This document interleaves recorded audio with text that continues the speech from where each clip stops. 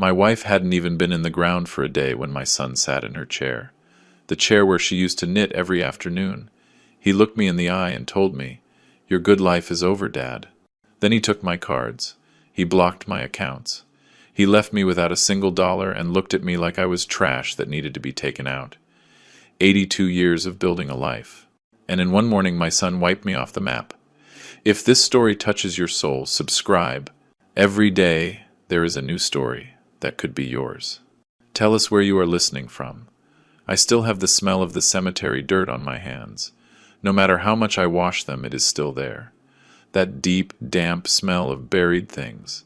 I still feel the weight of Emily's coffin when we lowered it into the grave. How my arms trembled. How I felt like I was sinking right along with her. And here I am, sitting in my own living room looking at a dead cell phone and some credit cards that are useless now. I have them scattered on the table like cards from a losing hand. My name is Nicholas Garrison. I am 82 years old. 40 years ago I built an auto parts factory that today gives work to 120 families. 40 years of waking up before dawn.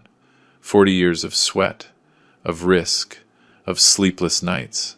But none of that matters now because yesterday I buried my wife. And today my son buried me. Emily died on Thursday at 6 in the evening. I was sitting by her bed just like every day for the last 3 years. I knew every sound in that room. The hum of the air conditioner, the dripping of the IV, the constant beep of the monitor marking her heart. Kidney failure had eaten her body little by little, but she never complained. Not once. That afternoon the monitor started sounding different, slower, more spaced out, like a clock running out of wind.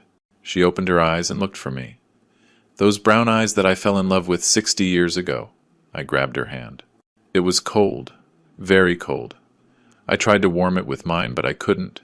She squeezed my fingers with the little strength she had left and told me, "It doesn't hurt anymore, my love. It doesn't hurt anymore." Then she took a breath. Once, twice, and the third time the air didn't come back out. The monitor made a flat line and a long beep that I still hear when I close my eyes. And I stayed there with her hand in mine, unable to let go. Not wanting to let go because I knew that when I let go, everything was going to end. The funeral was on Friday. The funeral home smelled like old flowers and candle wax. People came and hugged me and said things I didn't listen to. She is in a better place. She isn't suffering anymore. She was a great woman. Empty words that bounced off my ears without entering. Ethan was there for a while. Serious. Standing in a corner with his arms crossed. He didn't cry, he didn't speak. He just watched. He watched the coffin, he watched the people, he watched me. But he never came over to hug me. That night, I went back home alone. The house was dark and smelled stale. I lay down in our bed on my usual side and hugged Emily's pillow. I buried my face in it. It still smelled like her gardenia perfume. That scent I met when I was 22, and that accompanied me every day since then. I closed my eyes and tried to imagine she was there sleeping next to me like always. That I was going to wake up and everything was going to be like before. But on Saturday at 9 in the morning the doorbell rang and everything went to hell. I opened the door expecting a neighbor with condolences, a basket of bread, some flowers, but it was Ethan. He had a wrinkled shirt and dry eyes. He walked into the house without saying hello, without hugging me, without saying "I'm sorry, Dad," as if he were walking into an office. Behind him came Jessica, his wife, with her head down and her eyes glued to the floor. She didn't look at me. She didn't say anything. Behind her was Ryan, my 16-year-old grandson, who didn't look up from his cell phone even to say hi. I don't even know if he saw me. I offered them coffee. Nobody answered. Ethan walked straight to the living room with firm steps as if the house were his. And then I saw it. He sat in Emily's chair. In the chair where she knitted every afternoon. Where she drank her chamomile tea. Where she sat to read me recipes from the newspaper while I had breakfast. I felt nausea rising up my chest. The bile reached my throat. But I stayed quiet. I thought maybe he didn't realize. Maybe it was an accident. Maybe it wasn't on purpose. Ethan looked at me from that chair like he already owned the place. And what I saw in his eyes wasn't sadness. It wasn't grief. It wasn't anything a son should feel the day after burying his mother. It was something cold, calculated, something I didn't recognize. Or maybe I did recognize it, but I never wanted to see it, he said. "Dad, we have to talk." I nodded. I thought it was something about the funeral, the papers, Emily's will, the insurance paperwork. But then he put his hand in the inside pocket of his jacket and took out a document. A paper with stamps, letterhead, with small print that I couldn't read from where I was. He put it on the coffee table on top of the magazines Emily never finished reading. And he said, "Sign here. It is a power of attorney. Starting today, I am in charge of the accounts, the company, everything. It is for your own good. You are not in any condition to handle it." I looked at him without understanding, without being able to believe what I was hearing. I said, "What are you talking about, Ethan? I buried your mother yesterday. What kind of son are you?" He didn't blink. He didn't move a muscle in his face. He just said, "Precisely because of that." I refused to sign. I told him he was crazy, that he didn't know what he was doing, to get out of my house and not come back until his madness passed. He stood up slowly with the calmness of a snake. He put the paper back in his pocket and looked down at me. He was a head taller than me, and in that moment I realized my son was looking at me like an obstacle, like something that needs to be removed from the path. He said, "Fine, then we do it the hard way. You decide," and he walked toward the door without rushing, as if he already knew exactly what was going to happen next. Jessica followed him without looking at me, dragging her feet. Ryan, too, with the cell phone glued to his face, oblivious to everything, as if nothing was happening. I stayed standing in the middle of the living room with my heart beating so hard against my chest I could feel it in my ears. I didn't understand what the hard way meant, but half an hour later I found out, and the floor opened up beneath my feet. First it was the cell phone. I was in the kitchen pouring myself a glass of water because my mouth was dry when the screen went black all of a sudden. A white message appeared that said, "Line canceled by the account holder." I felt a pit in my stomach. I went to the computer at the desk to check the bank. I sat down, opened the page, put in the usual password, Emily's date of birth with my initials, the one I used for 20 years. Invalid data. I put it in again, more carefully, letter by letter, account blocked. Contact your branch. I felt a cold sweat running down my back between my shoulder blades. My hands started shaking on the keyboard. I went to the landline in the living room. I dialed the bank's number. A recording told me the number was in the process of transfer to another holder. I hung up and stared at the device like it was a dead animal. It couldn't be. It couldn't be. I repeated those words out loud as if saying them could change what was happening. But nothing changed. I walked through the house like a sleepwalker, trying to understand what had just happened. My feet felt heavy. My head was spinning. I went to the desk and opened the drawer where I kept cash for emergencies. A stack I always kept, for years, just in case. $500 in $20 bills wrapped in a rubber band. The drawer was empty. Not a single bill. Not even the rubber band. I felt a hole in my chest. I checked the pockets of all my jackets in the closet, one by one, looking for something. Anything. Nothing. Loose change. An old piece of gum. Crumpled receipts. I went to the bedroom and looked in Emily's nightstand, where she kept a few dollars for Sunday church offering, in a little wooden box her mother gave her, also empty. The little box was there, open, mocking me. Ethan had entered my house before coming to see me. He had gone through everything. He had opened every drawer, every pocket, every hiding place. He had taken every dollar he found. I stayed standing in the middle of the room with my hands shaking, feeling the floor moving under my feet as if there were an earthquake. In less than an hour, my own son had left me without access to the bank. Without a phone, without cash. He had turned me into a homeless man inside my own house. I don't know how long I stood there in the middle of the room staring at nothing. Minutes, hours. Time stopped existing. When I reacted, the sun was already gone and the house was dark. I hadn't turned on a single light. I hadn't eaten anything. I hadn't drunk water. I walked to the living room, dragging my feet, and sat on Emily's sofa, the same one where she knitted every afternoon while I read the newspaper and she told me gossip about the neighbors. I ran my hand over the fabric of the backrest, rough, worn by the years. It still had a thread stuck in it from the last embroidery she didn't manage to finish. A tablecloth with blue flowers she was making for the new dining room. For when we remodel, she used to say, "It is going to look beautiful. The dining room we will never use. The tablecloth she will never finish. I stayed there caressing that thread until my eyes clouded over. That night I didn't eat. I couldn't. My stomach was closed shut, hard as a rock. I felt nauseous just thinking about food. I stayed sitting in the dark without turning on the light, looking at Emily's portrait on the fireplace mantel, the photo from our 50th anniversary. We took it in the garden next to the rose bushes she planted.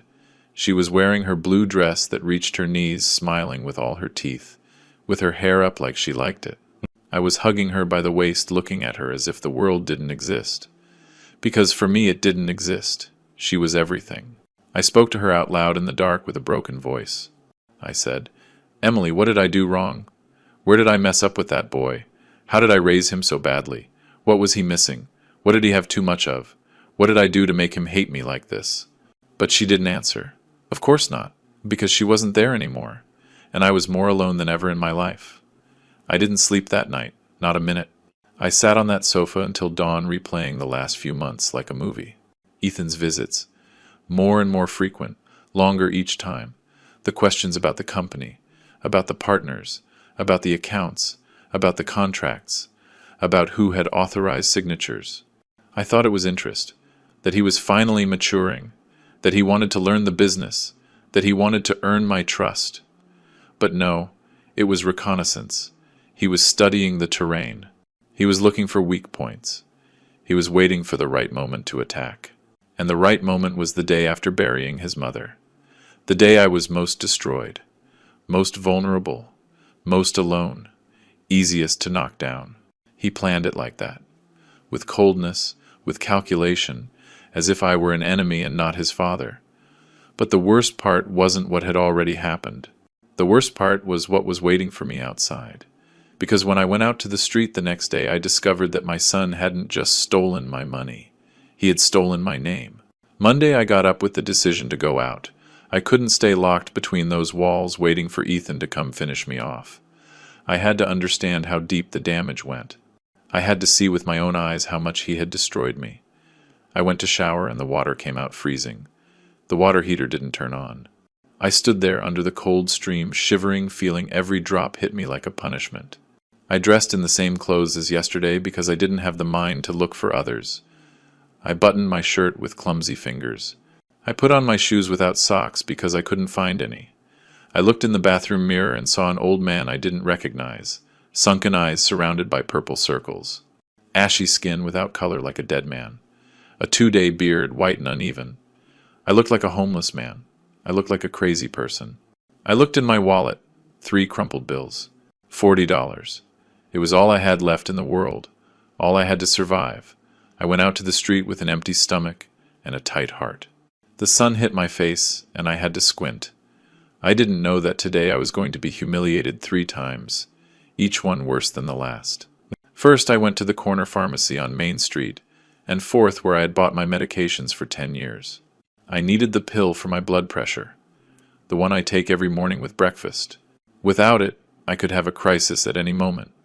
The doctor had warned me, "Mr. Garrison, you don't play around with your heart." The girl at the register recognized me when I walked in and smiled kindly. "Good morning, Mr. Garrison. How are you? Feeling better?" I told her yes, thank you. That I came for my medicine. I gave her the prescription and waited leaning on the counter looking at the shelves of vitamins and syrups. She prepared the order, put it in a little white bag, and swiped the card through the terminal. The machine made a noise. That noise that you know. Declined. She swiped it again. Slower. Declined. She looked at me uncomfortable with red cheeks and said, "I am sorry, sir. It is not going through. Do you have another card?" I felt heat rising up my neck. I took out one of my 3 bills and paid in cash. The change was barely enough for a coffee. I left with the little paper bag and a bitter taste in my mouth. But that was just the beginning. The warm-up before the game. I walked to the bank with heavy legs. The central branch downtown in the big stone building across from the square. I had an account there for more than 40 years. That is where I signed my first loan to buy machinery for the factory. That is where I deposited my first $1,000,000. The proudest day of my life. Everyone knew me there. The tellers, the guards, the secretaries, the managers. They greeted me by name. They offered me coffee. They attended to me in private. But when I walked in that morning, I saw new faces. Young people with cheap suits and plastic smiles. People who didn't know who I was. I asked to speak with the manager. The receptionist looked me up and down, my wrinkled clothes, my unshaven beard, and said, "Have a seat, please. Someone will be with you in a moment." They made me wait 20 minutes in a hard plastic chair next to the door, as if I were just any customer coming to ask for a loan. Finally, a guy in a gray suit came out, 30-something years old, with gel in his hair and a face like he has more important things to do. He looked at me without any respect and said, "Follow me." And he took me to a small cubicle with glass walls where everyone could see but nobody could hear, like a fishbowl, like a zoo cage. The manager sat behind a particle board desk and opened his computer. He typed something with 2 fingers slowly while I watched him from the other side. Then he frowned, tilted his head, and looked at me with an expression I couldn't decipher. He said in a low but sharp voice like a knife wrapped in velvet, "Mr. Garrison, your account has a preventive block. It was requested 2 days ago by a direct family member, a son, according to the record. The reason indicated is—" He paused for a long time, as if it was hard for him to say, as if he felt embarrassed for me. Presumed cognitive incapacity. I felt like I had been punched in the stomach. The air left my lungs. I repeated the words like an echo.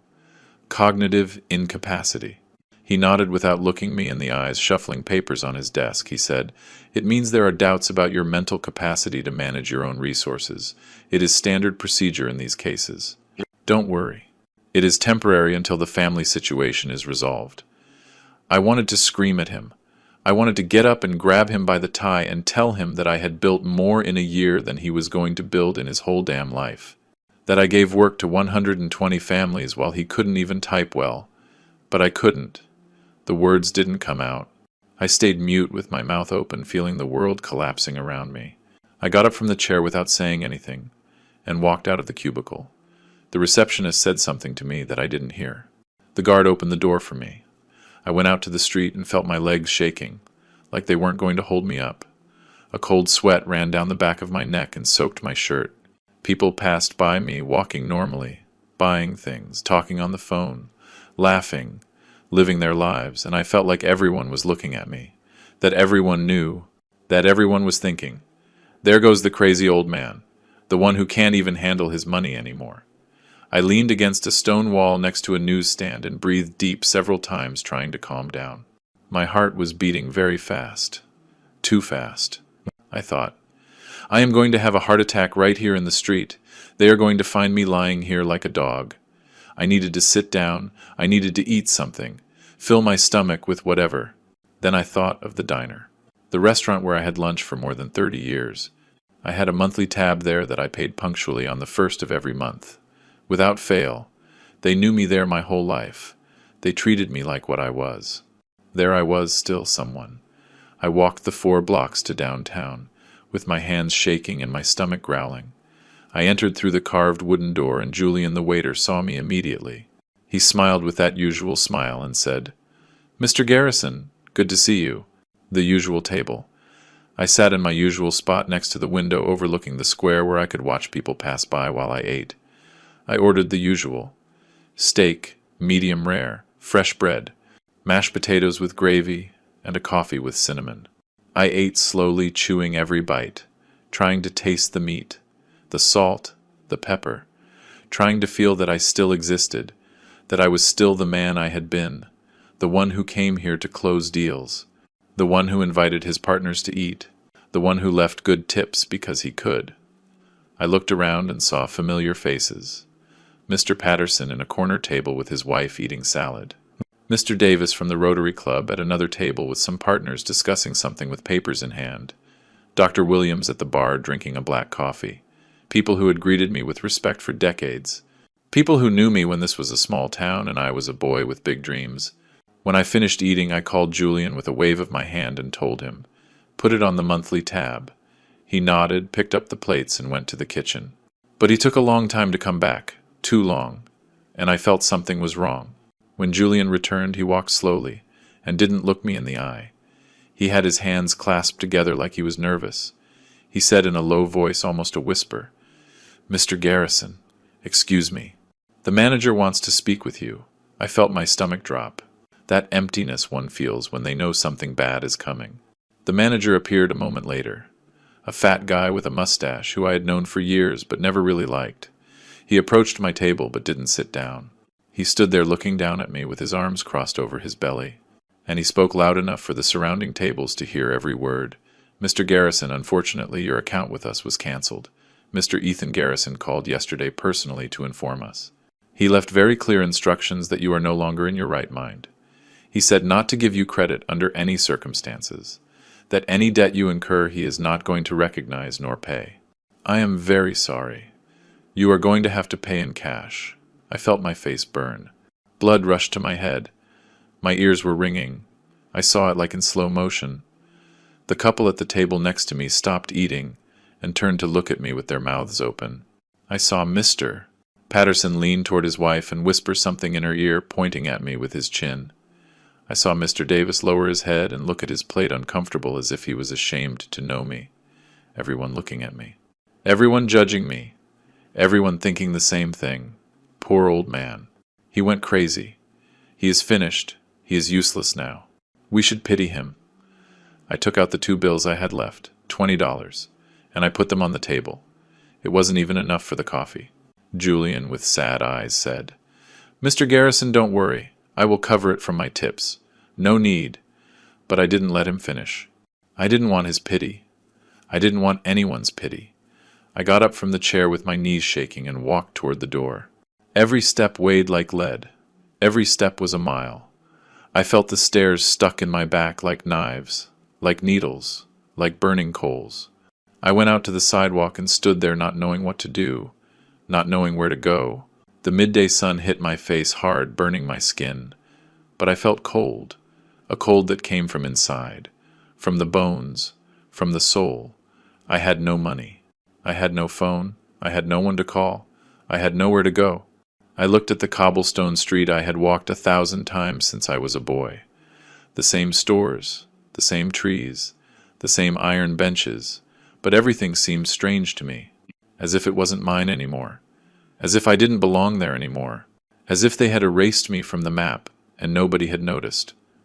I thought about Emily, how she always knew what to do when things got difficult, how she always had a word, an idea, a solution, how she would grab my hand and tell me, "You can do it, my love. You have always been able to." But she wasn't there anymore, and I was alone, completely alone, in the middle of a street full of people. I had never felt so alone in my life. Then I heard a voice behind me, a woman's voice, shy, worried. "Mr. Garrison." I turned around slowly, almost without strength.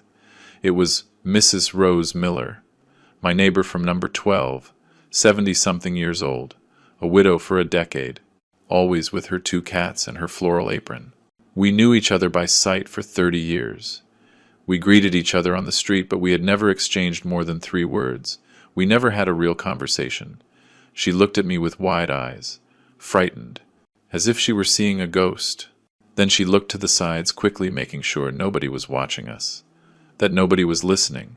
She came a step closer, grabbed my arm with her small hand, and told me in a low voice, almost a secret, "What happened to you, Mr. Garrison? Why are you like this? Are you sick? You look terrible. You look like you have seen a dead man." And I didn't know what to answer. The words didn't come out because in a way the dead man was me. They had killed me without touching me. They had buried me without digging a grave. Rose took me by the arm firmly and told me, "Come with me. You can't stay here standing. People are watching." We walked in silence to her house, 3 blocks down through streets I knew by memory but now seemed like another world. I was looking at the ground, unable to look up, counting the stones in the pavement as if they were the days I had left to live. When we got to her door, a green door with pots of geraniums, she took out her keys, opened it, and made me go inside. Inside it smelled like fresh coffee and sweet bread. The 2 cats looked at me from an armchair with suspicion. Rose sat me in her living room and went to the kitchen. I heard the noise of cups, of boiling water. She came back with a tray, chamomile tea, cookies, an embroidered napkin. She served me as if I were a sick child, and in a way I was. My hands were shaking when I grabbed the cup. She sat in front of me in a floral armchair that smelled like mothballs, and looked at me with those eyes that women who have seen too much have. She said, "Nicholas, I am going to tell you what is happening. What the whole town is saying, because you need to know, and because nobody else is going to tell you." I nodded without speaking. The tea burned my fingers, but I didn't let go. I needed to feel something. Anything. Rose took a deep breath and started talking. She told me that Ethan had been calling half the world during the last week. Partners at the company, acquaintances at the club, neighbors in the subdivision. He told everyone the same thing. That I had dementia. That I had started forgetting things, confusing names, getting lost in the street. That the day of the funeral I didn't recognize some guests. That I had tried to pay with an expired card. That I was a danger to myself. And that the family was taking measures to protect me. She told me all of it in a rush, without pauses, like someone ripping off a Band-Aid in one pull. And I froze, paralyzed, with the cup of tea suspended in the air and a buzzing in my ears that didn't let me think. When I could speak, only one word came out: dementia. I repeated it several times as if by saying it I could understand it. I looked at my hands, firm, without trembling. I remembered the balance sheet of the last quarter of the company. $23,400,000 in assets, 15.7 in liabilities, operating margin of 12%. I remembered it completely, without hesitation. I remembered the number of my first driver's license, my wedding date, the name of the doctor who delivered Ethan. I remembered every contract I signed in the last 40 years, and I thought, my son is killing me, not with a knife, not with poison. He is killing me with words. He is erasing me from the map while I keep breathing. Rose looked at me in silence, waiting for my reaction. I gave her back the empty cup and stood up. My legs were shaking, but I held myself up. I told her, "Thank you, Rose, for telling me the truth, for not treating me like a crazy person." She stood up too and grabbed my arm. She said, "Nicholas, you have to do something. If you stay quiet, they are going to bury you alive. Ethan is moving fast. He has lawyers. He has contacts.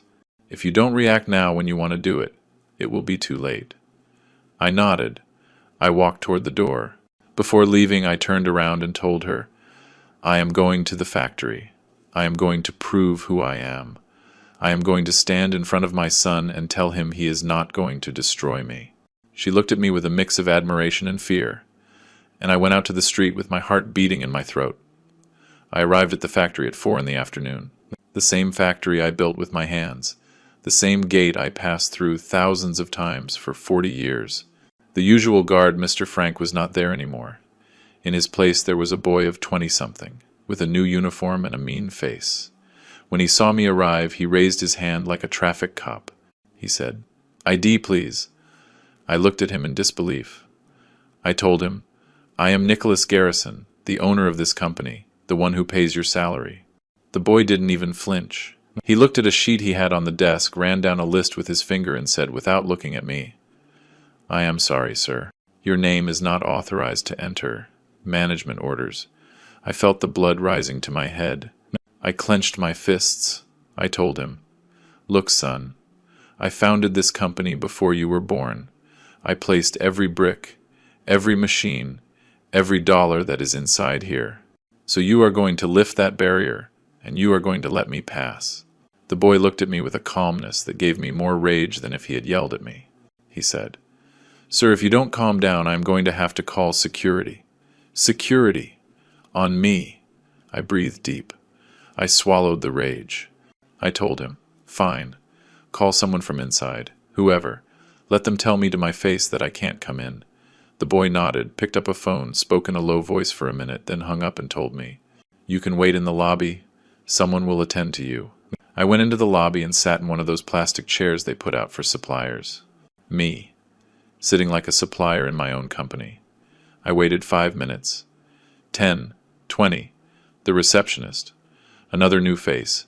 Didn't even look at me. She typed on her computer as if I didn't exist. Finally, the hallway door opened and a woman appeared. Young, 30-something. Straight hair to her shoulders, gray suit, high heels. Perfect smile. One of those smiles that don't reach the eyes. She walked toward me with short steps and extended her hand as if I were a client. She said, "Mr. Garrison, what a pleasure. I am Aura Penelope Medina, executive assistant to Mr. Ethan. How can I help you?" I looked her up and down. I had never seen her in my life. I told her, "I want to speak with my son." She didn't lose the smile. She said, "Mr. Ethan is in a very important meeting. He cannot be interrupted. If you like, I can schedule an appointment for next week. Does Thursday at 10 work for you?" I looked at her in disbelief. I said, "An appointment to speak with my own son in my own company." She tilted her head as if I were a confused little old man. She said, "I understand this can be difficult, Mr. Garrison, but things have changed. There are new processes, new protocols. Everything is for the good of the company." She spoke to me as if I were a hindrance, as if I were nobody, and the worst is she did it with a smile. I got up and walked toward the hallway that led to the offices. Aura stepped in front of me with her arms open as if she were going to physically stop me. She said, "Mr. Garrison, you cannot pass. If you insist, I will have to call security." I stopped. I looked her in the eyes and then looked around. The marble floor I chose. The walls I painted white because Emily said it gave peace. The paintings I bought at an auction in the city. They weren't there anymore. In their place were some horrible abstract paintings, the kind that don't mean anything. Everything had changed. Everything. I told her, "This company is mine. I built it." Aura smiled again and said, "It was yours, Mr. Garrison. Now things are different." And in her voice there wasn't mockery. There was something worse. There was pity. I left without saying anything else. I walked through the parking lot with my head burning, and then I saw them. Two old workers. Martinez from production, who had been with me 25 years, and Lomelli from maintenance. He started as a sweeper, and I promoted him to supervisor. They were smoking next to a truck. When they saw me, they froze. Martinez looked away. Lomelli lowered his head. Neither greeted me. Neither said anything. I passed by them expecting a gesture. A word. Something. But nothing. I got into my car and saw them in the rearview mirror. They were still there with cigarettes in hand, watching me leave. They were afraid. Afraid of being seen talking to me. Afraid of losing their job. Afraid of Ethan. I started the car and left there, not knowing where to go. I drove through streets I knew by memory but now seemed foreign. I passed the park where I took Ethan as a child, the church where I married Emily, the school where my grandson studied. Everything the same. Everything different. I was the one who had changed. Or rather, I was the one they had changed. I drove until the sun went down and the streets got dark. The gas tank marked reserve. I had no money to fill up. I had nowhere to go. I had no one. I parked on a street I didn't know in a neighborhood of low houses and mechanic shops and stayed there with my hands on the steering wheel staring at nothing. Thinking, I am losing everything, and I don't know where to start fighting. But what I didn't know was that someone was watching me, and that person was going to change everything. I parked on an unknown street, and I don't know how long I stayed there. Minutes, maybe an hour. I had been driving in circles not knowing where to go. The car shut off only when the little gas that was left ran out. I stayed in the dark with my hands still gripping the steering wheel, looking through the dirty windshield. The neighborhood was humble. One-story houses with peeling facades. Mechanic shops with the curtains half closed. A little grocery store with a yellow light flickering. A small church at the end of the street with a blue neon cross, I thought. I have no money for gas. I have no money for a taxi. I have no money to eat. I have no one to call. And I felt something I hadn't felt in decades. Something I thought I couldn't feel anymore. Fear. Pure and cold fear like when I was a child and got lost at the fair. Then someone tapped on the glass. 3 dry knocks. I jumped. I turned my head and saw a face looking at me from outside. An older man, 70-something years old, with gray hair and skin tanned by the sun. He had hands stained with black grease and wore faded blue coveralls. He looked at me with curiosity without hostility. I rolled down the window a few inches and he said, "Good evening, sir. Are you okay? You have been parked there a long time and haven't gotten out of the car. I wanted to make sure nothing happened to you." His voice was hoarse but kind. He smelled like motor oil and cigarettes. I told him, "I am fine, thank you." but my voice came out broken, cracked, and he realized it. The man looked at me for a few seconds without saying anything. Then he nodded slowly as if he had made a decision. He said, "Look, I have a shop right here across the street. I don't know what happened to you, and I am not going to ask if you don't want to tell me. But you have the face of someone who hasn't eaten in a good while. I have fresh coffee and some sandwiches my neighbor brought me. If you want, I invite you, no strings attached." I looked him in the eyes. There was no malice. There was no agenda. There was only something I hadn't seen in days. Humanity. I opened the car door and got out. My legs were shaking. He held me by the arm and said, "Come on, sir. It's right near here." And we walked together toward his shop. The shop was small. A tin shed with a cement floor stained with oil. There was an old car on a ramp with the hood open and the guts exposed. Tools hanging on the wall. A calendar from 3 years ago. An old radio playing an old song.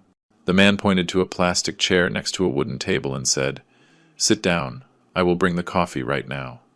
He disappeared through a door in the back and returned with 2 steaming aluminum cups. He sat in front of me on a wooden stool and said, "I have had this shop for 20 years, and you are Nicholas Garrison. I know you by name. Everyone in town knows the owner of the auto parts factory." I looked at him surprised. He shrugged and said, "It is a small town, Mr. Garrison. News flies." He took a sip of coffee and looked at me calmly. He didn't ask me anything. He just waited. And something in that silence, in that patience, made me open my mouth. I started talking. I told him about Emily's funeral, about Ethan's visit the next day, about the words he said to me, about the blocked cards, the bank, the pharmacy, the restaurant, the company where they didn't let me enter, about Aura Penelope and her plastic smile, about the workers who didn't greet me, about Rose and the rumor of dementia. I told him everything, every humiliation, every blow, every stab. I spoke for an hour without stopping, and he listened to me, without interrupting, without opining, without judging. He just listened. If you are listening to my story right now, I ask you to leave me a comment telling me where you are listening from.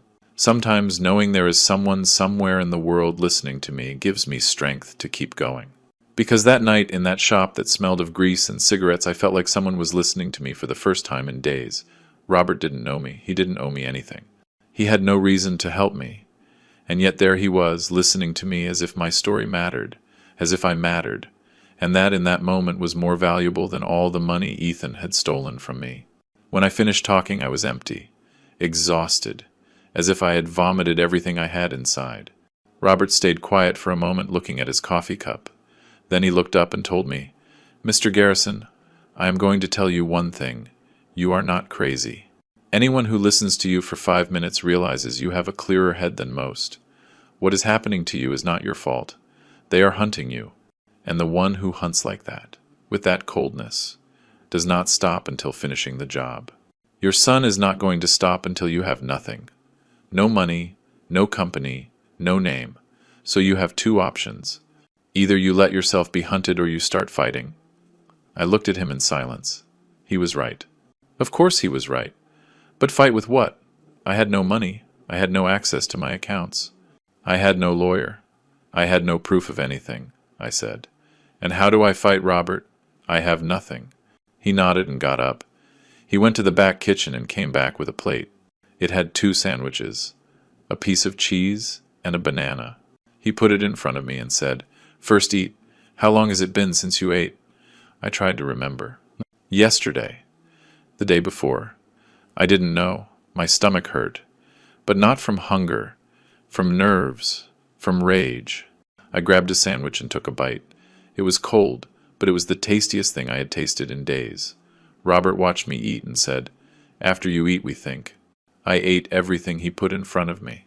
Every bite gave me back a little strength. When I finished, Robert picked up the plates and said, "Look, Mr. Garrison, I am not a lawyer or a businessman or anything like that. I am a mechanic. I fix cars. But I know something about life. Nobody fights well if they don't sleep and don't eat. Today you stay here. I have a little room in the back where I sleep sometimes when I have to work late. It is not the Hilton Hotel, but it has a mattress and a blanket. Tomorrow, with a cool head, we think about what to do. I looked at him, not knowing what to say. That man didn't know me. He had no obligation to me. And he was offering me more than my own son. The little room was small, a twin mattress on some boards, a gray blanket that smelled of cheap softener, a cross nailed to the wall with a tack, a small window that looked out to the alley. I lay down dressed with my shoes on, looking at the tin roof. Outside I could hear crickets and the distant noise of cars. I thought about Emily.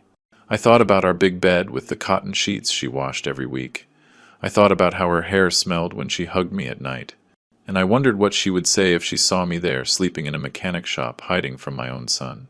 I closed my eyes and felt the tears rolling down my temples. But I didn't dry them. I let them fall. That night I slept. I don't know how many hours. I don't know if it was 3 or 6 or 10, but I slept. I slept for real, without nightmares, without startled awakenings. And when I woke up with the sun coming through the little window, I felt something I hadn't felt since Emily's funeral. Hope. I didn't know how I was going to fight.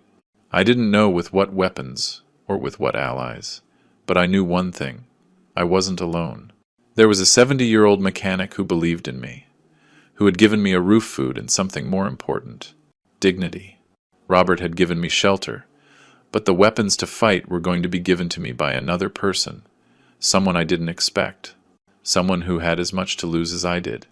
Robert woke me up with a cup of coffee and some news. He said, "Mr. Garrison, I put gas in the car. It is not much, but it is enough to go and come back to your house. Go, solve your things, and if you need anything, I am here. Here what we have plenty of is grease, and what we lack is money. But a coffee and a sandwich there is always." He squeezed my shoulder and accompanied me to the car. Before I got in, he told me, "Remember what I told you. The one who hunts like that doesn't stop until he finishes. Move fast, Mr. Garrison. Don't give them time to finish you off." I nodded, started the engine, and drove toward my house with a knot in my stomach. I didn't know what was waiting for me, but something told me it wasn't going to be good. I arrived at the house around noon. Everything looked the same from the outside. The garden with the rose bushes Emily cared for, the vine climbing the wall, the wooden door I had a carpenter make. But when I entered, I knew something had happened. The study door was open. I always left it closed. I walked there with my heart pounding in my chest, and when I entered, I felt the air leaving my lungs. The desk drawers were open, ransacked, papers thrown on the floor. The bookcase moved, and in the place where the desktop computer was, there were only loose cables and a dust mark. They had taken it, everything, the computer, the document folders, the backup hard drive, the USB drives. 40 years of files disappeared. I stood in the middle of the disaster, unable to move. Then I heard footsteps behind me. I turned around and saw Carla in the doorway. Her eyes were red and her hands were shaking. She said with a broken voice, "Mr. Garrison, forgive me." I tried to stop him, but I couldn't. I asked her what she was talking about, and she told me. Yesterday afternoon Ryan came, my grandson, with a black truck and 2 guys she didn't know. He said Mr. Ethan had sent him to pick up important documents, that they were orders, that it was for grandfather's own good. Carla told him he couldn't take anything without my permission, but Ryan ignored her. They went into the study, emptied everything into boxes, and left, in less than an hour, without leaving anything. Carla tried to call me, but my phone didn't work and she didn't know where to find me. I sat in the desk chair and stared at the empty space the computer had left. In that machine was everything. 40 years of contracts, financial statements, correspondence with clients and suppliers, meeting minutes, powers of attorney, everything that proved who I was and what I had built, and now it was in Ethan's hands. I told Carla, "It is not your fault. You couldn't do anything." But inside I felt the fence closing in. Every day they took something else from me. First the money, then the company, then the name, and now the documents, the proof, the memory. They were erasing me piece by piece, and I didn't know how to stop them. Carla was still standing in the doorway, wringing her hands. I told her to sit down. She obeyed, but didn't look at me. She had her eyes glued to the floor, then she said, "Mr. Garrison, there is something else I have to tell you." I felt a chill in my stomach. She took a deep breath and continued. Mr. Ethan called me yesterday afternoon, after they took the things. He told me they don't need me anymore, that starting next week the house is going to be empty, that you are going to go to a specialized clinic, and the property is going to be put up for sale. I froze. I repeated, "A clinic." Carla nodded. That is what he said, a clinic for people with mental problems. And that I didn't have anything to do here anymore. I looked her in the eyes. Carla Reyes, 15 years working in this house. She arrived when Emily started with the first symptoms and we needed help. She stayed all these years taking care of both of us. Emily trusted her more than anyone. She told her things she didn't tell me. She asked her for advice. She gave her the pearl necklace her mother left her. And now Ethan was kicking her out like an old piece of furniture. I told her, "Carla, listen to me well. I am not going to any clinic. I am not crazy. And this house is not for sale. My son is trying to take everything from me, but I am not going to allow it." She looked up. I saw tears. And I also saw something else. She wanted to believe me. But she was afraid. Carla wiped her eyes with the back of her hand and said, "I believe you, Mr. Garrison. I have known you for 15 years. I know you are not bad in the head.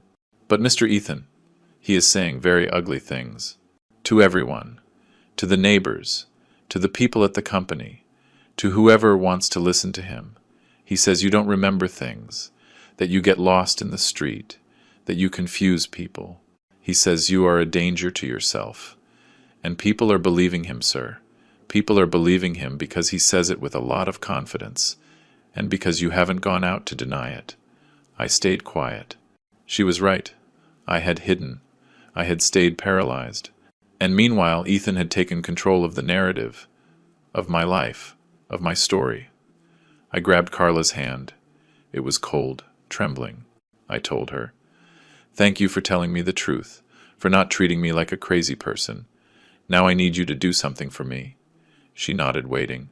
I told her, "Go home. Rest. Collect what they owe you, and don't come back until I call you. And above all, don't tell anyone we spoke. Not Ethan. Not anyone in the family. Not the neighbors. Nobody." She looked at me with wide eyes. She asked, "What are you going to do, Mr. Garrison?" I told her, "I am going to fight. But I need to do it in silence. If Ethan knows I am reacting, he is going to move faster. I need time." She nodded, got up, and walked toward the door. Before leaving, she turned around and said, "Take care, sir, and may God bless you." Then she left, and I was left alone. I walked through the empty house. Every room was a blow. The kitchen where Emily prepared her famous roast every Christmas. The dining room where we celebrated my mother's 80th birthday. The bedroom where my 2 children were born because Emily didn't want to go to the hospital. Everything was the same, and everything was different. The silence was dense. Heavy, like a wet blanket. Emily's scent was still in some corners. In the closet, in the curtains, in the pillow I hadn't washed. But every day it was fainter, more distant. Soon it was going to disappear. And I was going to be left alone with the walls. If they let me stay, I thought, I need help. I need someone who knows about laws. Someone who knows how this works. Someone to help me fight. Then I thought of Thomas Miller, a childhood friend. We grew up together in the same neighborhood, went to the same school, played on the same football team. He studied law while I went into business. He became a corporate lawyer, specialist in business law. For 40 years he was my legal advisor. He helped me incorporate the company, sign contracts, resolve conflicts. He was honest, intelligent, loyal, but we hadn't spoken for 2 years. A stupid fight about politics at a dinner, we argued. We said things we shouldn't have, and neither of us had the pride to pick up the phone afterwards. Emily told me to call him. That life is short. That pride is poison. But I didn't listen to her. And now she wasn't here. And I needed Thomas more than ever. I went to the landline in the living room, the only one that still worked in the house. I picked up the receiver and dialed Thomas's number. I still knew it by memory. It rang once, twice, 3 times, I thought. He isn't going to answer. He doesn't want to know anything about me. Then I heard a click and a hoarse voice that said, "Hello." It was him. I felt my throat close up. I said, "Thomas, it is Nicholas. Nicholas Garrison." There was a long silence. Then he said, "Nicholas." "It has been a long time," I said. "Thomas, I need your help. I am in trouble. Serious trouble. My son is destroying me." Another silence. Then he said, "Come to my office tomorrow, at 10, and bring everything you have." He hung up without saying goodbye. But it didn't matter. I was going to see him. I had a chance. Thomas agreed to help me. But the proof that changed everything didn't come from him. It was brought to me by someone I didn't expect. Someone who knocked on my door that same night. It was almost 11 at night when I heard a knock on the door. 3 soft knocks. Almost shy. I got up from the sofa where I was sitting in the dark staring at nothing, and walked slowly toward the entrance. Since Emily's funeral I hadn't received anyone. The neighbors stopped coming. Friends stopped calling. The house had become an island. I looked through the peephole and saw a figure in the shadows. A woman, thin, dark hair tied back. I recognized her immediately. It was Jessica, Ethan's wife, my daughter-in-law, the one who was in my living room the day of the coup looking at the floor while her husband stole my life. I hesitated a moment. Then I opened the door. She entered quickly, almost pushing me, and closed the door behind her. Her eyes were wide open. She looked back as if someone could have followed her. I looked at her closely and saw she was destroyed. Pale as paper, deep dark circles under her eyes, almost black. Her hands were shaking. She had a manila folder pressed against her chest as if it were a life preserver. I said, "Jessica, what are you doing here? Did something happen?" She looked at me with the eyes of a cornered animal. She said, "Dad, I have to show you something. If I don't do it now, I won't have the courage later. And you need to see this. You need to know what is happening." Her voice was a thread. It broke with every word. I told her to sit down, but she shook her head. She said, "I don't have time. Ethan thinks I went to the pharmacy on call. If I take too long, he is going to suspect." She sat on the edge of the sofa without leaning back and put the folder on the coffee table.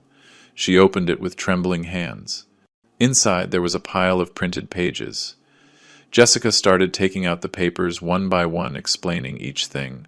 She said, "I found all this on Ethan's computer. He has a hidden folder. He thought nobody was going to see it, but I saw it. And I copied everything. They were emails. Dozens of emails. Between Ethan and a man named Victor Price. I knew the name. An investor from Chicago who had wanted to buy part of the company a few years ago. I told him no. He seemed shady to me. Too aggressive.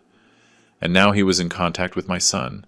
The emails spoke of corporate restructuring, liquidation of non-productive assets, removal of the majority partner for mental incapacity.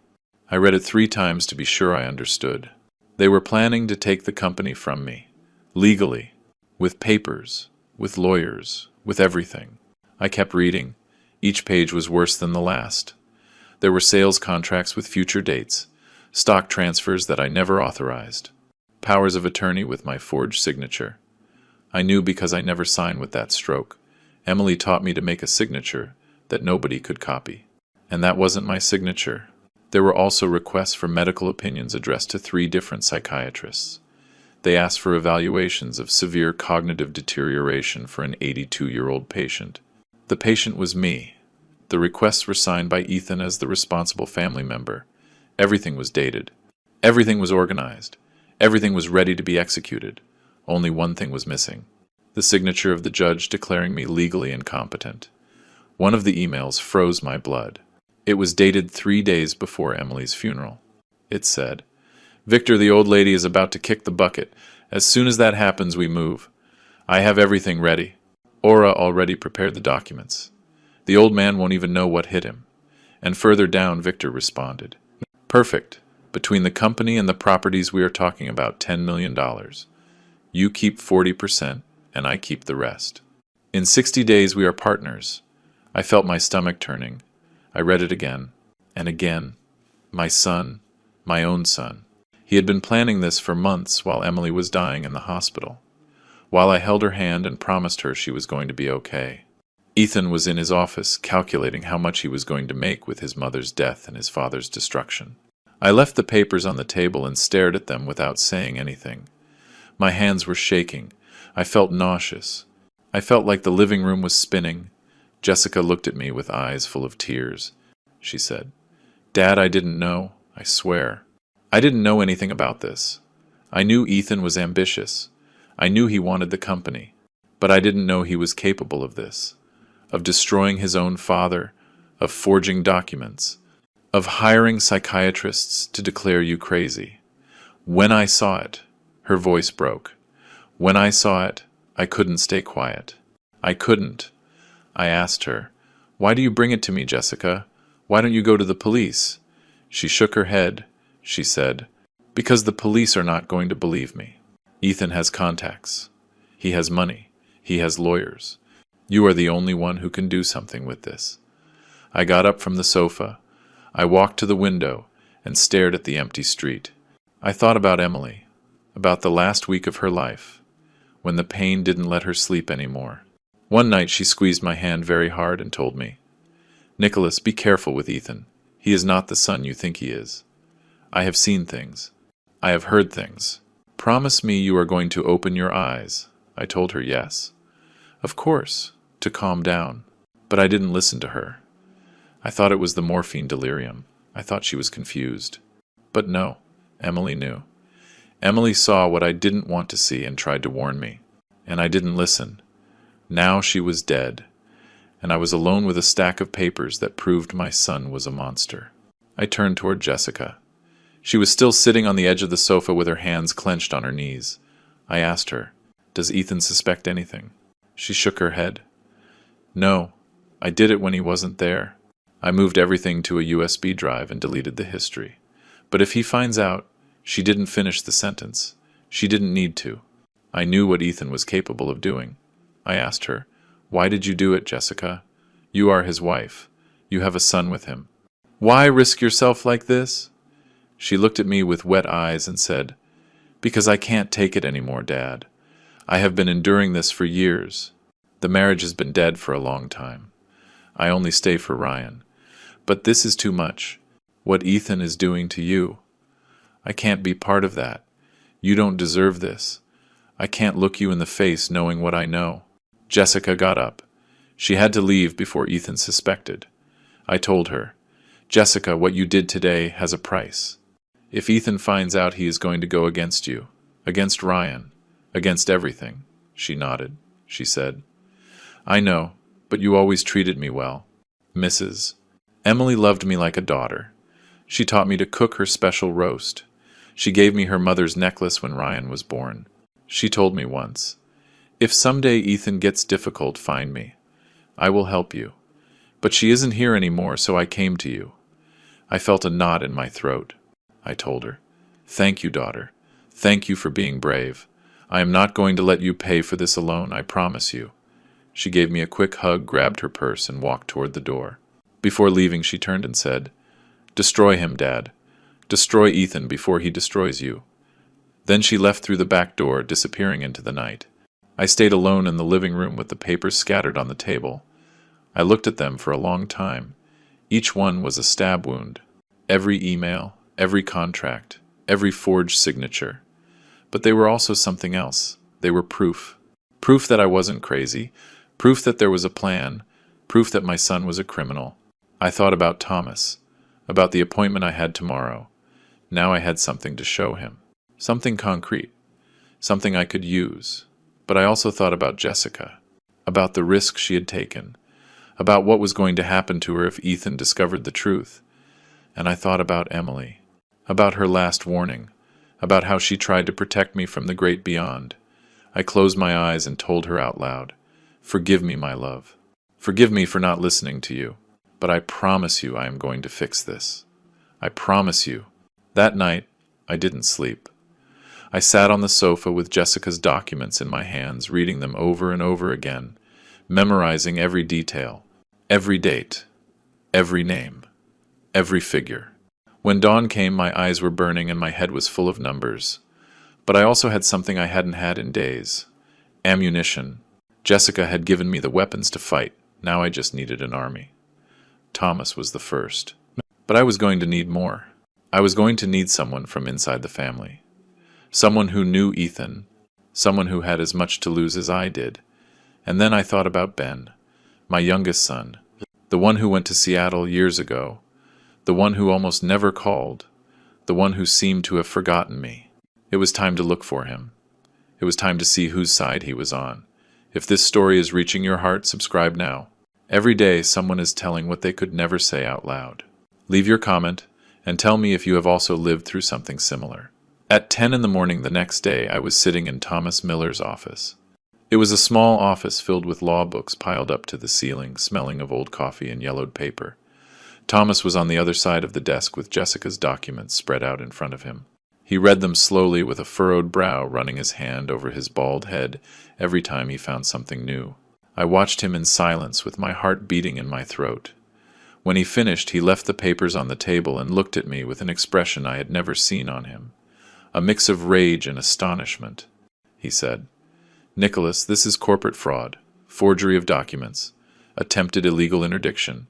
Your son can go to jail, and Victor Price too. This is serious. Very serious." I asked him what we could do.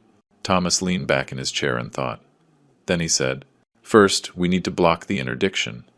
If Ethan manages to get a judge to declare you incompetent, we lose everything. I am going to ask for an emergency injunction. Second, we need more witnesses. Jessica is key, but one person is not enough. We need people from inside the company, shareholders who are loyal to you, someone from the family who can testify in your favor." I thought about Ben again, the one who went to Seattle 10 years ago because he couldn't stand Ethan's character, the one who didn't come to his mother's funeral because he was late to the airport, or so he said. Thomas lent me his phone and I dialed Ben's number. It rang 4 times. I thought he wasn't going to answer. Then I heard his voice. Hoarse, tired. "Hello," I told him. "Ben, it is me. Your father." Silence. Long silence. Then he said, "Dad, what happened? Are you okay?" I told him no, that I wasn't okay, that his brother was destroying me. I told him everything. The coup, the cards, the bank, the restaurant, the company, Jessica's documents, the interdiction, everything. I spoke for 15 minutes without stopping, and he listened in silence. When I finished, there was another long pause. I thought he was going to tell me he couldn't get involved, that he had his life in Seattle, that this was between Ethan and me. But then he said something that broke me. "I am coming there, Dad. Forgive me for not going before. I knew something was wrong, but I was afraid of Ethan. I was always afraid of him." 2 days later, Ben arrived. I saw him enter through the door of Thomas's house, and I felt my knees buckle. He was thinner than I remembered, with gray hair at his temples and wrinkles around his eyes. But he still had the same face as when he was a boy. Emily's same face. He walked toward me and hugged me, hard, without saying anything. I felt my shoulders shaking and I realized I was crying.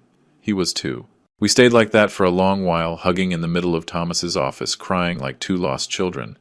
Afterwards, he pulled away, looked me in the eyes and said, "I am not going to leave you alone, Dad. He promised.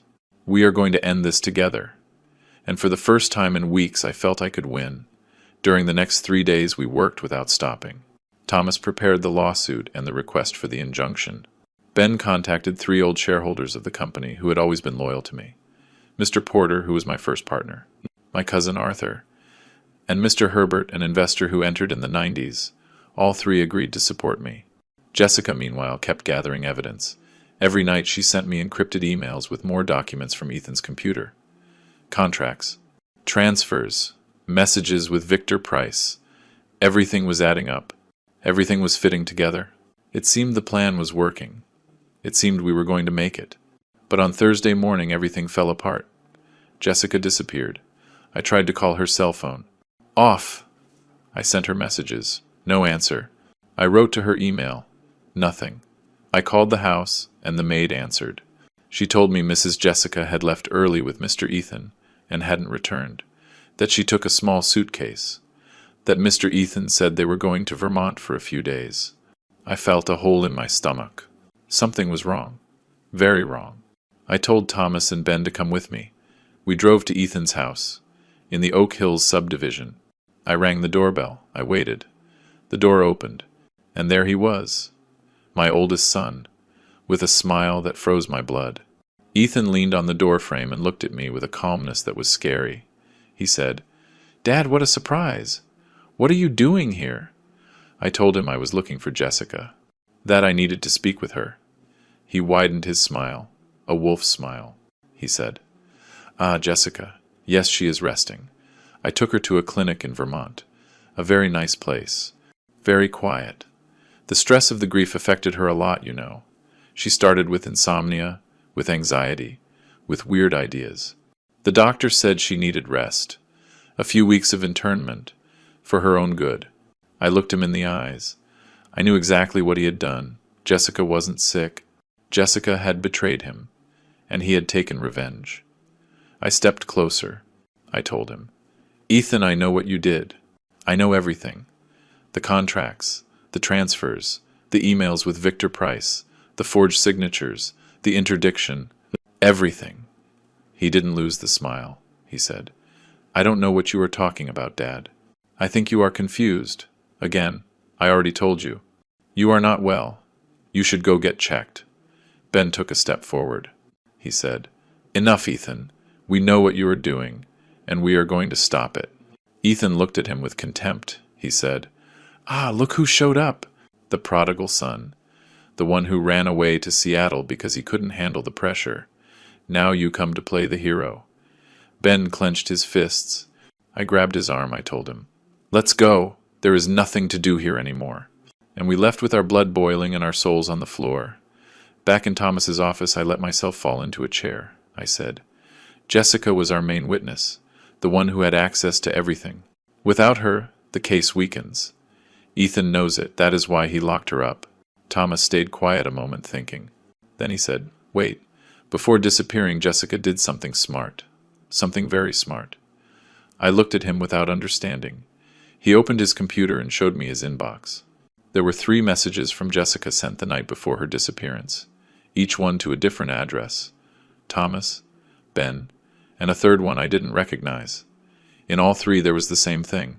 Copies of all documents, all emails, all the evidence. Jessica had sent backups, as insurance, in case something happened to her, and she had also forwarded copies to me. Thomas closed the computer and looked at me. He said, "Your daughter-in-law knew this could happen. She knew Ethan was going to discover her sooner or later. That is why she sent everything before. The evidence is safe. The case stands." I felt a relief that loosened my muscles, but I also felt anguish. Because Jessica was still locked in a clinic in Vermont, alone, scared, paying the price for helping me. I told Thomas, "We have to get her out of there." He nodded. He said, "I am going to request a court order, but I need more. I need something that proves the internment was forced. I need another witness." I stayed in silence. Another witness. Who else knew what was happening? Then I thought of someone who had been there the whole time, someone who saw everything without anyone seeing her. And 2 days later, that person knocked on the door. It was 2 days before the shareholders' meeting when I heard a knock on Thomas's office door. It was 7 in the evening. It was getting dark. Thomas went to open it, and I heard a woman's voice. A voice I knew. I peeked into the hallway and saw her. Carla. My Carla. The woman who worked 15 years in my house. She was standing in the doorway with a grocery bag pressed against her chest, shaking like a leaf. Thomas looked at her with suspicion. He said, "Who are you?" She swallowed saliva and said, "I am Carla Reyes. I worked for Mr. Nicholas and Mrs. Emily for 15 years, and I have something to show you." I got closer. I put my hand on her shoulder. I told her, "Come in, Carla. You are among friends." We sat her in a chair and gave her a glass of water. Her hands were shaking when she grabbed it. Thomas asked her what she brought. She took a deep breath, opened the grocery bag, and took out a stack of papers. Receipts, printed photos, and a spiral notebook. She put everything on the desk. She said, "Sir, I worked 15 years in that house. I saw things, I heard things, and I kept things because Mrs. Emily asked me to." Thomas and I looked at each other. Carla continued, "Mr. Ethan always treated me as if I were invisible, as if I didn't exist. He talked on the phone in front of me. He left papers on the table. He never greeted me, he never looked at me, but I was there, I was always there, and I saw everything. Thomas started reviewing what Carla had brought. There were receipts of bank deposits to accounts that weren't the company's. There were photos of documents she took with her cell phone when Ethan left them on the dining table. There were handwritten notes with instructions for Aura. There were copies of contracts Ethan signed without me knowing. And there was a notebook where Carla had written down for months every suspicious conversation she heard. Dates, names, exact quotes, everything. Thomas looked up from the papers and said, "Mrs. Carla, how long did you keep all this?" she said. "Almost a year, sir. Since Mrs. Emily asked me to do it, I felt my chest tighten." I asked her, "Carla Emily asked you to keep this?" She nodded. She said, "Yes, Mr. Nicholas. It was a few months before she got very bad. She called me to her room, closed the door, and told me, 'Carla, I am seeing things I don't like. Ethan is changing. He is doing things in secret. I don't want to worry Nicholas because he already has a lot with taking care of me. But I need you to be my eyes. Keep everything you see. Write down everything you hear. And if someday something happens to Nicholas, take it to a lawyer.' That is what she told me. And I promised her I was going to do it. I felt my eyes filling with tears. Emily, my Emily. She knew. She always knew. And she protected me in the only way she could." Thomas put Carla's documents together with Jessica's emails. Now he had a complete file. Emails, forged contracts, illegal transfers, first-hand testimonies, photos, notes, everything. I told him, "Is it enough to get Jessica out of the clinic?" He nodded. He said, "It is enough for that, and for more. I am going to request an emergency court order. With this, I can prove that Jessica's internment was forced, that there is no legitimate diagnosis, that it is a kidnapping disguised as medical treatment." He got up, grabbed his briefcase, and said, "I am going to the courthouse right now. If we are lucky tomorrow morning, Jessica will be free." He left the office almost running, and I stayed there looking at Carla, not knowing how to thank her. The next morning, Thomas called me at 7. He said, "We have the order. I am leaving for Vermont." 3 hours later, he sent me a message. "We have her. Jessica is free. We are on our way." I felt my heart return to my chest. I sat in a chair and took a deep breath. Ben looked at me and said, "Are you okay, Dad?"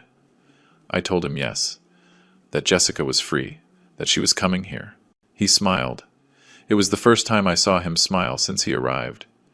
At 2 in the afternoon, Thomas arrived at the office with Jessica. When I saw her, I felt a punch in the stomach. She was skinny, pale, haggard. Her lips were dry and her hair was dirty, but her eyes were shining, with rage, with determination. She hugged me and whispered in my ear, "I am ready, Dad. I am going to finish him." We all sat around Thomas's desk. Him, me, Ben, Jessica, Carla. And Thomas explained the situation. Ethan had called an extraordinary shareholders meeting for Thursday. In that meeting, he was going to present a motion to remove me as president of the company for mental incapacity. He was going to show the supposed medical reports. He was going to ask to be named interim president. And with the support of Victor Price and other shareholders he had bought, he was probably going to win the vote. If that happened, I lost the company. I lost everything. And Ethan got away with it. Thomas looked at all of us and said, "But we are going to be there, and we are going to go in with everything." Thomas explained the plan. He was going to arrive at the meeting with a court order that prevented any motion related to my supposed incapacity. He was going to present the proof of fraud, the emails, the forged contracts, the illegal transfers. He was going to publicly denounce Ethan and Victor Price in front of all the shareholders. And most importantly, Jessica was going to enter with me, Ethan's wife, on her father-in-law's side. That was going to be a devastating blow. I asked Thomas, "Do you think it will work?" He looked at me seriously and said, "Nicholas, in a trial, the one with the best evidence wins, and we have the best evidence. But in a shareholders' meeting, image also matters. And the image of your enemy's wife standing next to you, that is priceless." That night I couldn't sleep. I sat in my living room looking at Emily's portrait over the fireplace. I thought about everything that had happened in the last few weeks. The funeral, the coup, the humiliations, the loneliness, and I also thought about the people who had appeared to help me. Robert the mechanic who gave me shelter when I had nowhere to go. Jessica who risked everything to give me the proof. Carla who kept for months what Emily asked her to. Ben who finally faced his fear and came to fight with me. Thomas who put pride aside and agreed to help an old friend. I thought, I am not alone. I was never alone. I just didn't know it. The next morning I went to see Robert. I told him everything. The meeting, the plan, the evidence. He listened to me in silence, wiping his hands with a greasy rag. When I finished, he said, Mr. Garrison, I don't know anything about companies or meetings or laws. I am a mechanic. I fix cars.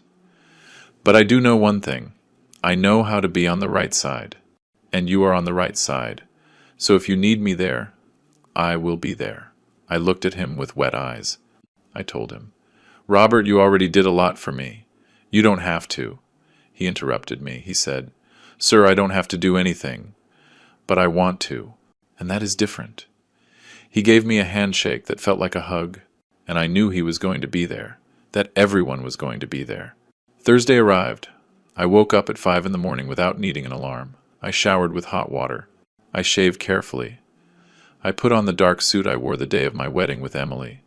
The same one I wore the day I inaugurated the factory. The same one I wore when they gave me the Businessman of the Year award. I looked in the mirror and saw an 82-year-old man, with wrinkles and gray hair and spots on his hands. But I also saw something else. I saw a man who hadn't given up. I saw a man who still had strength. I saw a man who was going to walk into that room and look his son in the eye. I adjusted my tie, took a deep breath, and said out loud, Today, Ethan, you are going to know who I am. And when I walked into that boardroom with Jessica by my side, with Ben behind me, with Thomas and Carla and Robert and everyone else, I saw my son's face, and I knew I had already won. The boardroom was on the 3rd floor of the building I built 40 years ago. The same walls I raised, the same marble floor I chose, the same mahogany table I had brought because Emily said it gave seriousness. I arrived at 9:30 in the morning. The meeting was at 10. I parked in front of the main entrance and stayed a moment inside the car, looking at the facade. There was my name in gold letters, Garrison Industrial Group, the name that cost me 40 years of work, the name my son wanted to erase. I took a deep breath. I opened the door and got out of the car. I felt the morning sun on my face, and I thought, today this ends. One way or another, today it ends. I saw the shareholders entering through the main door. Some I had known all my life. Mr. Porter, my first partner. My cousin Arthur. Mr. Herbert, who invested with me in the 90s. They nodded at me discreetly without stopping. Others were new faces. People in expensive suits and fake smiles. Victor Price's people. Investors Ethan had brought in during the last few months to secure the votes. And at the door controlling who entered and who didn't was Aura Penelope, with her business suit, her electronic tablet, and her plastic smile. She saw me arrive and her smile froze, but she didn't say anything. She just stood there, waiting, like a spider in her web. But I wasn't coming alone. Behind me came Ben, my youngest son, with his jaw set and his eyes fixed on the door. Next to him, Thomas Miller with a leather briefcase full of documents and an expression of someone about to enter a war. Behind them, my cousin Arthur and 3 old company advisors who had decided to support me. And at the end, walking with her back straight and looking ahead, came Jessica, Ethan's wife, the mother of his son, the woman he locked in a clinic to silence her. And now she was there, on the enemy's side, on the right side, and seeing her, I knew we had already won the first battle, because Ethan didn't expect this. He didn't expect his own wife to betray him. We walked toward the door. Aura Penelope stepped in the middle with the tablet raised like a shield. She said, Mr. Garrison, you are not on the guest list. You cannot enter. I looked her in the eyes. Those cold eyes that had looked at me with contempt a few weeks ago. I said, I built this building. I founded this company. I pay your salary. Step aside. She didn't move. Then Thomas took a step forward, took a document out of his briefcase, and put it in her face. He said, Court order. Injunction for the protection of rights of Mr. Nicholas Garrison. If you try to prevent his entry, I will have you arrested for contempt. Aura looked at the document. She looked at Thomas. She looked at Jessica, and she stepped aside without saying a word. The path was free. We went up to the third floor in the elevator. Nobody spoke. Only the hum of the motor and our breathing could be heard. When the doors opened, I saw the hallway that led to the boardroom. At the end, the double wooden doors were open. Ethan's voice could be heard inside, talking, giving a speech. We walked there. My shoes sounded on the marble. Every step was a heartbeat. When I reached the door, I stopped. Inside, the room was full. 25 people sitting around the table, and at the head, standing in a navy blue suit and red tie, was Ethan, saying, "We are here to make official a new stage in the history of this company." He saw me, and his voice died in his throat. I walked into the room slowly, without rushing, looking him in the eye. Behind me the others entered. Ben, Thomas, Arthur, Jessica, the advisors. And at the end, Robert with his clean coveralls and his mechanic hands, who stayed standing by the door like a guardian. Ethan looked at me without blinking. Then he looked at Jessica, and I saw his face crumble, as if he had been punched in the stomach. I walked to the front of the room and planted myself in front of him. Thomas put the briefcase on the table, opened it, and took out a stack of documents. He dropped them with a dry thud, and he said loudly so everyone could hear, "Mr. Nicholas Garrison is the only legal president of this company. Here are the proofs of corporate fraud, forgery of documents, and attempted illegal interdiction committed by Ethan Garrison and Victor Price." The silence was total. Nobody breathed. Victor Price, who was sitting near Ethan, stood up suddenly. He said, "This is ridiculous. It is slander. You cannot enter here." And Thomas interrupted him, raising his hand. He said, "Mr. Price, your name appears in 47 emails detailing the plan to strip Mr. Garrison of his company through fraud. It also appears in stock purchase contracts that Mr. Garrison never signed. I suggest you call your lawyer. You are going to need him." Price stayed quiet. He opened his mouth and closed it. Then he turned to Ethan, looking for support. But Ethan wasn't looking at him. Ethan was looking at me, and in his eyes there was something I had never seen. Fear. Thomas kept talking. He explained every document, every email, every forged contract. He showed the illegal transfers, the requests for psychiatric reports, the plan to lock Jessica in the Vermont clinic. Everything. The shareholders listened in silence with horrified faces. Some looked at Ethan. Others looked at the floor. When Thomas finished, he pointed to Jessica and said, "Mrs. Jessica Garrison, wife of the accused, provided this evidence voluntarily. She was committed against her will to a psychiatric clinic in Vermont as retaliation for reporting these crimes. She was released 2 days ago by court order." He looked at the whole room and finished. Ethan Garrison's own wife could not stand to see what her husband had become. That is why she is here, on the right side. Ethan was still standing at the head of the table, but he didn't look the same anymore. His shoulders had slumped. His face had turned gray. He looked at me with a mix of hate and defeat. I took a step closer. I looked him in the eyes. Those eyes that were once those of a boy who asked me to teach him to ride a bike. Those eyes that were now those of a stranger. And I told him slowly so every word would reach the bottom. "The day after burying your mother, you sat in my living room and told me, 'Your good life is over, Dad.' Do you remember?" He didn't answer. I continued. "Well, today, son, you discover one thing. Your good life never started. Because a good life is not built by stealing. It is not built by lying. It is not built by destroying your own blood." Ethan lowered his head. He said nothing. He had nothing to say. Aura Penelope had disappeared through the back door. Victor Price was sunk in his chair with his phone in his hand, dialing desperately. The shareholders looked at each other, not knowing what to do. Then Mr. Porter, my first partner, the man who was with me from the beginning, stood up, looked at me, and said, "Nicholas, this company was always yours. And it is still yours. You have my vote." Then Arthur stood up. Then Mr. Herbert. Then others. One by one, the shareholders who really knew me stood up. Some applauded, others nodded. And I stayed there, standing in front of my defeated son, feeling that the weight I had carried for weeks was finally lifting from my shoulders. I didn't smile. I didn't celebrate. I didn't shout for joy. I just took a deep breath and looked around. I saw Ben with wet eyes and a trembling smile. I saw Thomas closing his briefcase with the satisfaction of a job done. I saw Jessica pale but firm, looking at her husband with an expression that wasn't hate but pity. I saw Carla, who had entered at the end without me noticing, standing next to Robert at the door, wiping her eyes with a handkerchief.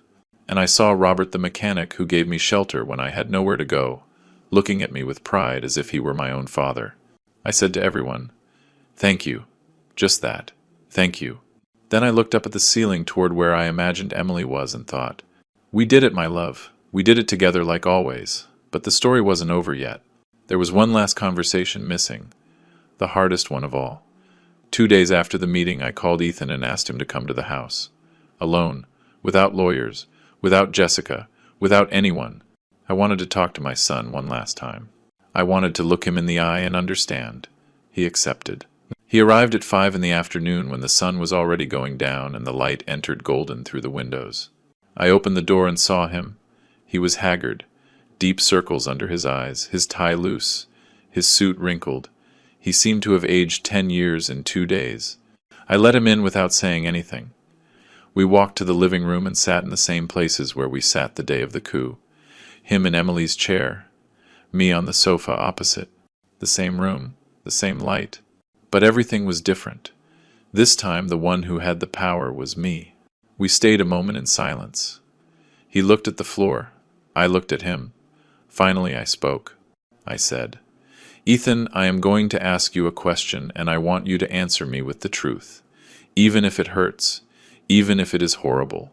The truth." He nodded without looking up. I took a deep breath and asked, "Did you ever love me, son?" The silence became thick, long. He kept looking at the floor. I saw his jaw trembling, that he was clenching his fists on his knees. 10 seconds passed. 20. 30. I thought he wasn't going to answer, but then he looked up and looked me in the eyes. And what I saw there broke my heart. It wasn't evil. It wasn't hate. It was pain.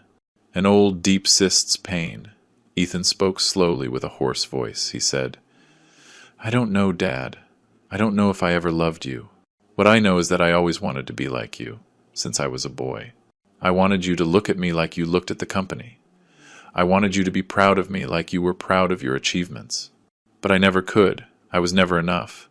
Ben was the sensitive one, the good one, the one who looked like Mom.